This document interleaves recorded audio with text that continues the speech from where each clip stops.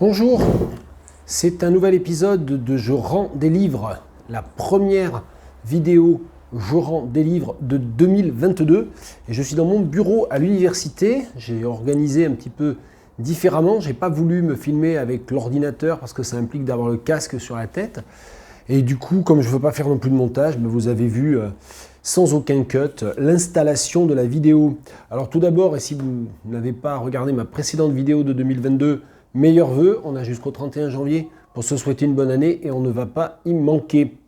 Je rends des livres, je rappelle qu'il s'agit pour moi de parler des livres que j'ai empruntés à la bibliothèque universitaire et d'en parler. C'est une ouverture en fait sur la face la plus professionnelle de ma lecture. Très souvent les livres que j'emprunte à la bibliothèque universitaire, c'est pour mon travail. Il y a eu de très notables exceptions au fur et à mesure des années. Ça fait maintenant 4 ou 5 ans que je fais ces vidéos. Ça va faire 5 ans, je pense, que je fais ces vidéos. Je n'ai même pas regardé quel est le numéro d'ordre de la vidéo, peu importe. Et effectivement, aujourd'hui, on va parler boulot, on va parler de mon travail, mais mon travail, c'est aussi très souvent, il y a une intersection avec ce qui me fait plaisir ou ce qui m'intéresse plus généralement. Et donc, notamment 3 livres sur les questions de race et d'antiracisme que j'ai fait acheter à la bibliothèque universitaire, on va dire, en fait, dans la droite ligne de ma traduction du livre d'Olivette Otélé, African Europeans. Il se trouve que j'ai terminé aujourd'hui la traduction. Alors la traduction, non, je l'avais terminée en septembre, mais entre-temps, il y a eu bien sûr les navettes, les épreuves à corriger, des petites choses à revoir, etc.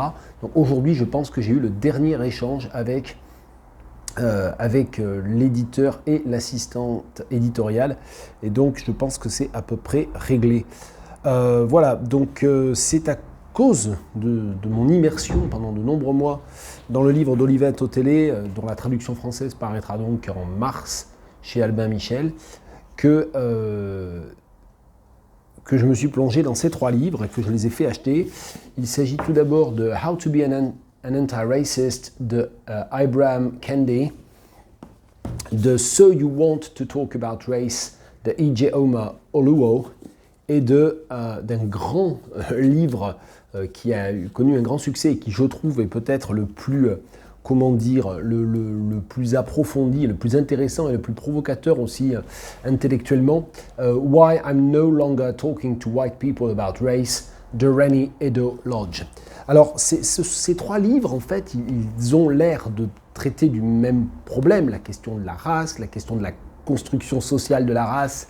Ils s'inscrivent dans le renouveau des études de la Critical Race Theory, mais ils sont assez radicalement différents en fait, les uns des autres. Et d'ailleurs, si tous les espèces d'imbéciles organiques qui tiennent toutes les rênes de tant de médias et de tant de chaires s'intéresser vraiment à ce qu'ils critiquent vu de loin, eh bien, ces personnes verraient que, en fait, tous ces spécialistes des questions de racisme, de construction sociale du racisme, de racisme systémique, d'intersectionnalité ne sont pas toujours d'accord les uns avec les autres, et même très souvent, ils creusent des sillons assez différents les uns et les autres, ce qui fait qu'avoir lu ou parcouru, parce que je n'ai pas tout lu en entier de la première à la dernière page, hein, ce sont des lectures critiques, un peu comme pour une thèse, hein, il y a des passages qu'on parcourt, il y a des coups de sonde que l'on donne. Avoir un petit peu lu ces livres comme ça, dans ce contexte-là, et puis les avoir lus presque en simultané,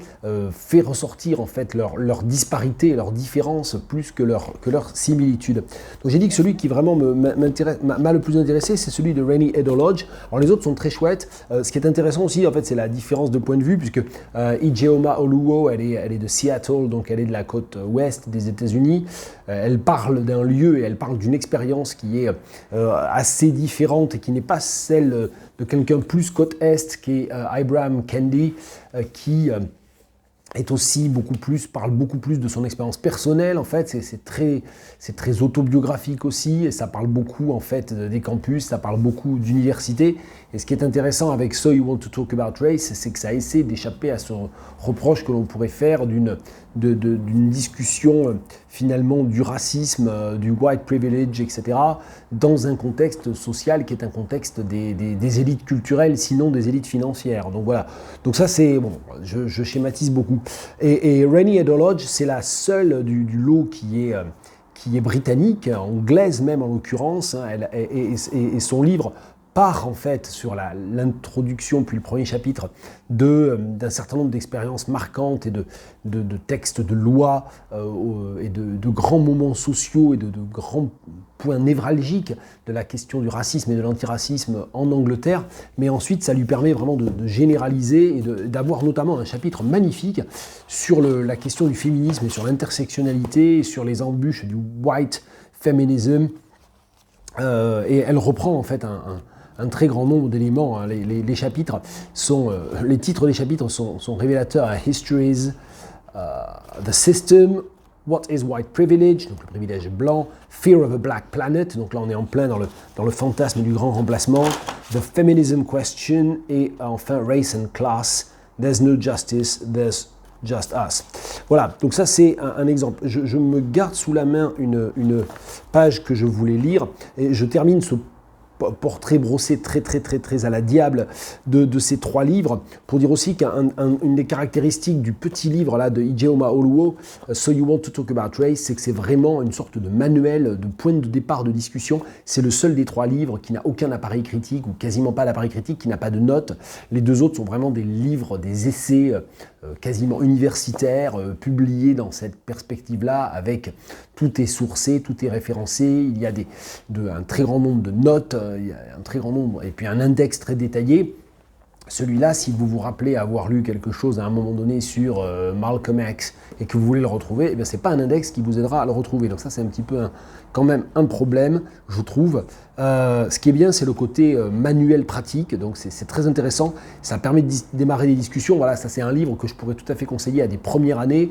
Les autres sont un petit peu plus velus quand même. Mais les livres, hein, pas les étudiants, ça m'apprendra à utiliser les métaphores tirées de Kaamelott. Plus difficile, voilà, les deux autres sont un peu plus difficiles, mais celui-là, pour commencer, c'est vraiment pas mal. Et il y a donc 17 chapitres qui brossent de manière thématique les grands problèmes. Je les lis, hein. Is it really about race? What is racism? What if I talk about race wrong?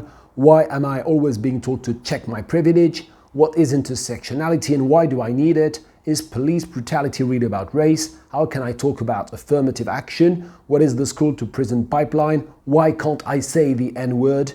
What is cultural appropriation? Why can't I touch your hair? Donc avec un chapitre sur la question du toucher, de cette espèce de gimmick absurde et choquant des blancs en fait qui demandent à toucher les cheveux des afro-descendants, des afro-américains, des noirs en général, et auquel Emma Dabiri a consacré un livre génialissime, hein, Don't Touch My Hair de Emma Dabiri. Moi, c'est une de mes plus belles lectures de ces dernières années. Hein.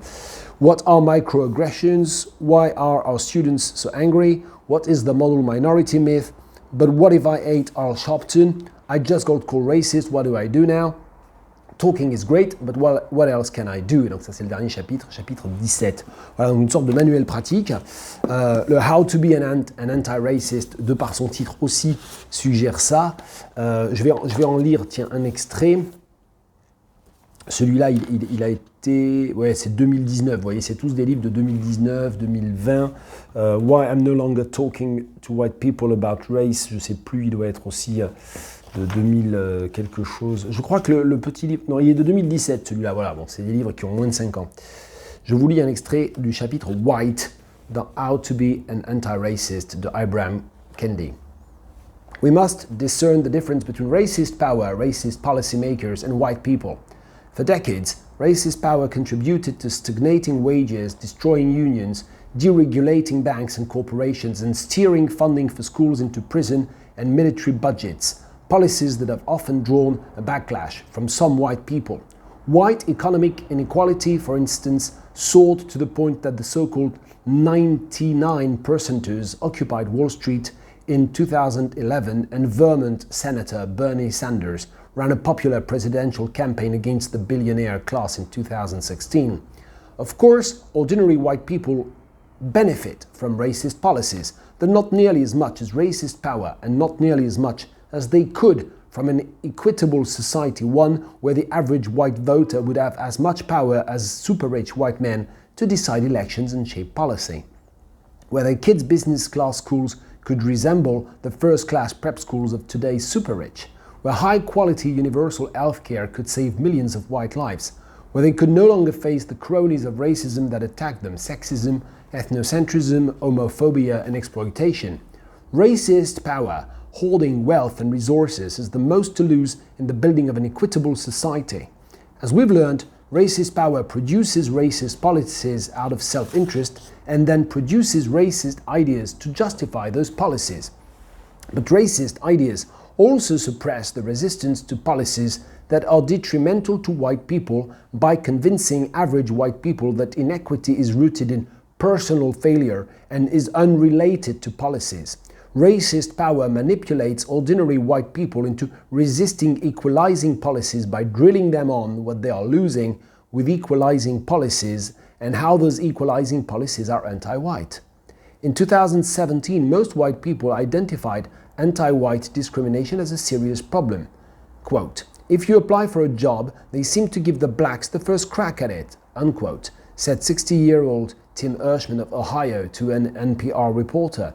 "African Americans are getting unfair handouts." Quote, "And it's been getting worse for whites," unquote, Hirschman said. Hirschman was complaining of losing a promotion to a black finalist, even though it was actually another white person who got the job. Et donc ça continue, mais c'est très intéressant. Alors c'est évidemment, celui-là, il est totalement dans le contexte américain. On a vu ici, il y a aussi toute la question qui serait certainement, qui fait aussi l'objet d'une démonstration, mais qui va être très diverse en fonction des pays. C'est-à-dire qu'effectivement, plus on se trouve dans un pays où il y a des inégalités sociales massives, hein, où le fossé entre les super riches et les classes moyennes est élevé, plus on pourra avancer cet argument, bien sûr, du fait que la légalité et la mise à mal du système raciste finit en fait par bénéficier aussi aux blancs des classes moyennes. Bon, c'est cet argument-là aussi ici. Un petit passage sur l'intersectionnalité et sur... je suis pas sûr que ça soit ça que je voulais dire d'ailleurs, mince.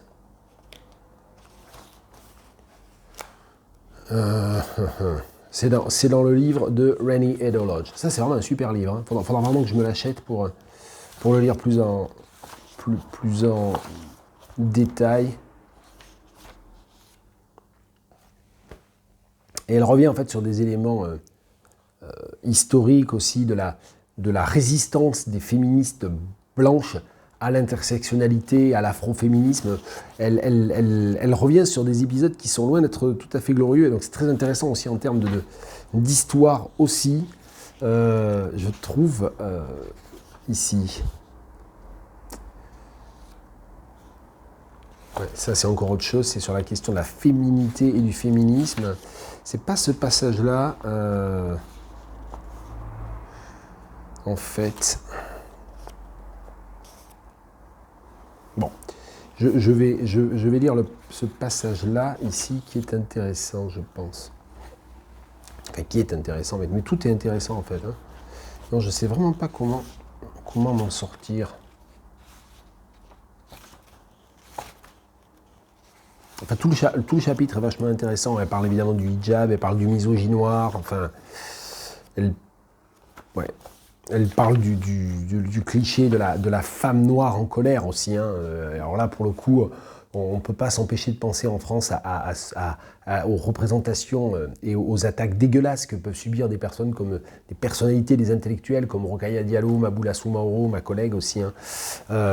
Malheureusement, ça résonne beaucoup. Donc voilà, ça parle beaucoup d'afroféminisme au Royaume-Uni, mais j'arrive pas à trouver un passage vraiment...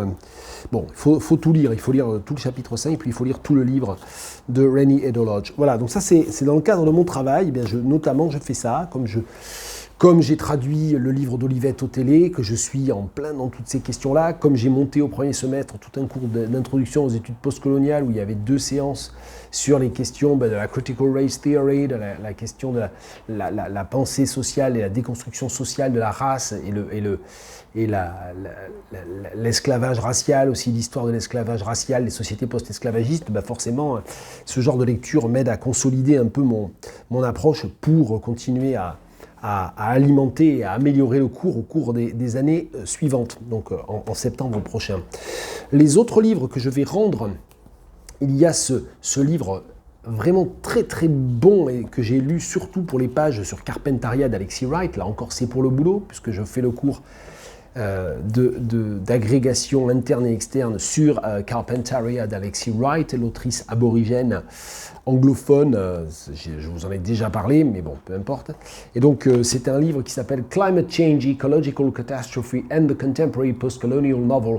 Et c'est de Justyna Poraj-Wybranowska, je ne prononce pas le polonais, donc ça doit être mal prononcé. Et donc c'est un livre dans lequel elle parle beaucoup de Carpentaria, dans ce contexte-là, dans cette version, dans cette vision, pardon, cette dimension éco-critique. Je m'en suis beaucoup servi pour vraiment approfondir ma compréhension de cette question-là, parce que Carpentaria est un roman fondamentalement éco-critique. C'est un roman intersectionnel, c'est un vrai roman d'une voix subalterne qui réorchestre les voix subalternes. C'est un livre extrêmement foisonnant, très complexe, très beau. C'est très très difficile de faire un cours dessus en fait, et c'est très difficile, je pense, de passer le concours de l'agrégation dessus. Je n'envie pas les étudiantes et les étudiants qui vont peut-être plancher à l'interne ou à l'externe sur Carpentaria. Voilà, Justyna Poraj-Wybranowska.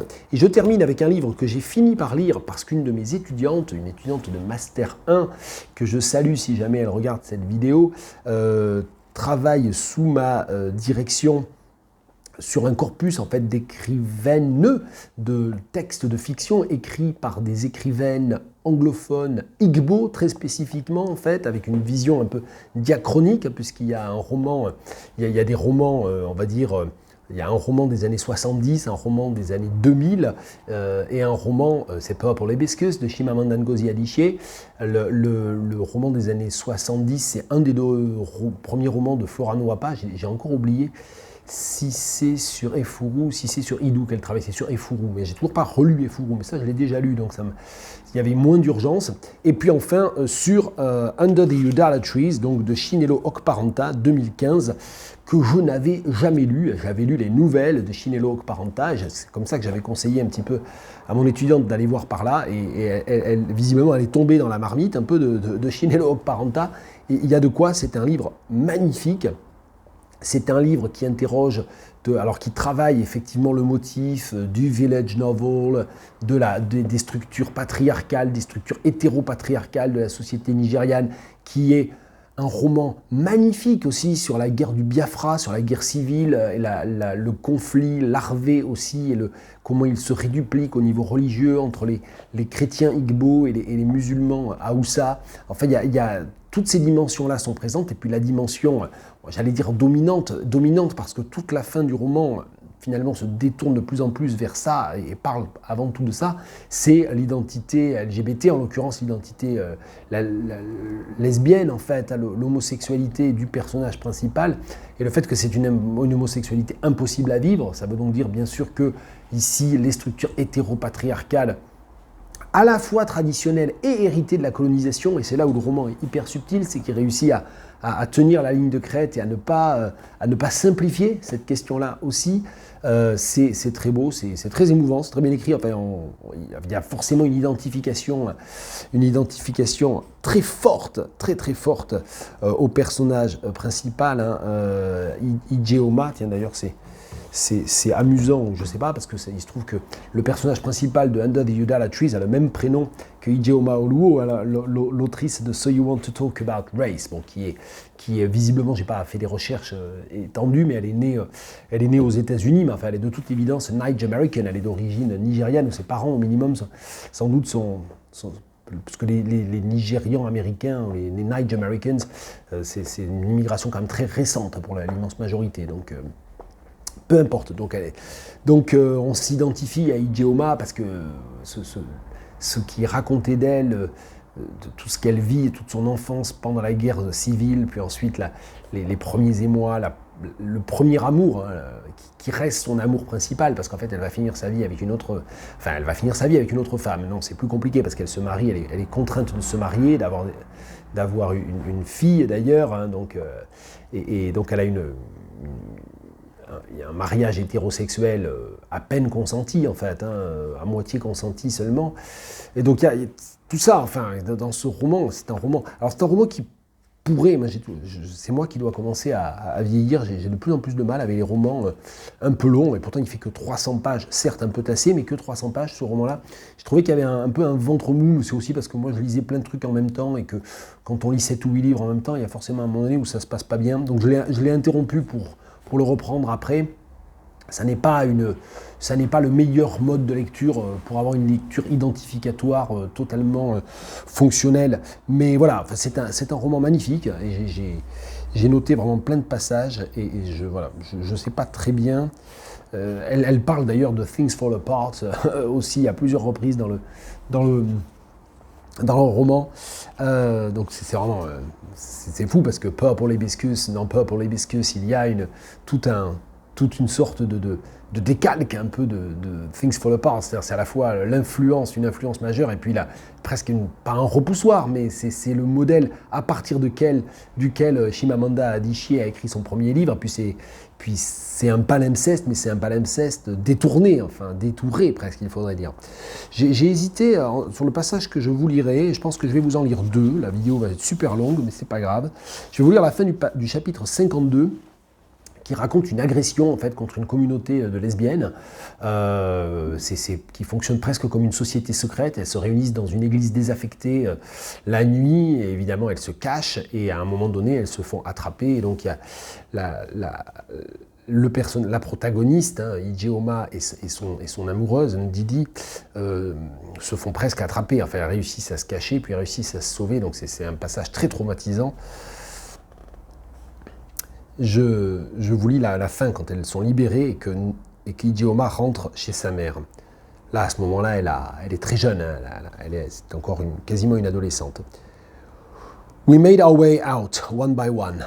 Back above ground, the smell of burning tires was strong in the air. I recognized the woman who let us out as the one with the afro and short skirt who had led Dana away during my first visit to the church. The woman had managed to hide in the small, cellar-like vault of the church and had not been found. Her face was tear-stricken. She was crying hard, coughing in fits, and she was pointing to something ahead. We had hardly walked 2 yards when we saw in the backyard of the church a flame of orange and blue, a stack of burning logs. And Didi began to cry, and then all of us were crying too, because we had all seen what remained of the face, and we had all recognized her, Adana, in the midst of the logs, burning and turning to ashes right before our eyes. Et là, il y a une ligne blanche, il n'y a pas de... Ça arrive après tout un chapitre extrêmement intense, dramatiquement, narrativement. Donc, quand je vous dis qu'on s'identifie forcément à ce personnage, oui, et c'est ça qui est très beau, et c'est en ça que normalement ce genre de livre doit être pour moi le meilleur remède contre l'homophobie, je veux dire, la meilleure base de discussion vis-à-vis de personnes qui tiendraient des propos homophobes ou qui participeraient, même inconsciemment, d'un hétéropatriarcat homophobe, c'est que le livre tient une note extrêmement juste, quoi. Il n'est pas militant, il est très beau. Et donc là, voilà, à ce moment évidemment horrible, où elle découvre leur camarade qui a été brûlé, qui a été brûlé vite, qui a été sacrifié, qui a été tué par les homophobes. Il y a juste une ligne, une pause narrative. Le pathos est là, dans ce blanc, dans cette ellipse, et elle poursuit. I arrived back home at about 7 in the morning. Mama was out by the gate. Where have you been? She hollered. What in God's good name were you thinking to stay out all night? Do you know I have not slept a pinch? Are you that inconsiderate to make me wait up for you all through the night, spending the night going back and forth from the gate to the bungalow and back, waiting for you? I was just getting ready to notify the police, and finally there you are. But what kind of thing was that to put me through? Do you not know better than to do that to me? Have I not trained you right? She caught her breath. That friend of yours, Didi, is she the reason for this? Tell me, is she? Is there something going on between the two of you? Mama, I just fell asleep, I replied. Can you please stop with all your suspicions? I lost track of time and fell asleep, that's all. I brushed past her, went through the gate, not waiting to hear what she said next.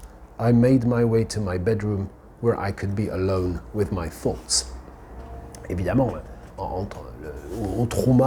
au trauma d'une identité sexuelle impossible dans la société dans laquelle elle vit, ça ajoute évidemment le trauma de ce qu'elle vient de vivre et ça ajoute le trauma de ne pas pouvoir en parler non plus, de ne pas pouvoir en parler même à sa mère. Je vous lis le début du chapitre 57 que je trouve très, très chouette, enfin, pour d'autres raisons. I acknowledge to myself that sometimes I am a snail. I've moved myself by gliding. I contract my muscles and produce a slime of tears. Sometimes you see the tears and sometimes you don't. It is my tears that allow me to glide. I glide slowly, but slowly I glide. It is a while before I am gone. That first night of our marriage I was a snail. We were all of us once snails. In the beginning we had stayed with Mama in Aber, and we had slept in my room just for that first month of marriage, that 1 month space before Shibundu got the Port Harcourt job. Mama had found a second twin bed and mattress and pushed them together so that they appeared to be a double bed. She had spread new sheets that she had purchased as our wedding gift. This is how our first night together went. Imagine a snail protected by its hard shell. Imagine a snail when it is alarmed. Imagine the snail retreating into its shell. Et ensuite, il y a le récit de la première nuit de mariage. Mais c'est, voilà, enfin, la manière dont dans ce début de chapitre, elle mêle la métaphore filée là, de l'escargot et les éléments narratifs. Hein, il n'y a pas toute une sorte d'envolée lyrique, puis les éléments narratifs, c'est vraiment entremêlé. C'est très très beau, vraiment c'est très beau. Et vraiment j'aime beaucoup ce livre de Chinelo Okparanta. Voilà, on va rendre tout ça à la BU pour que d'autres en profitent.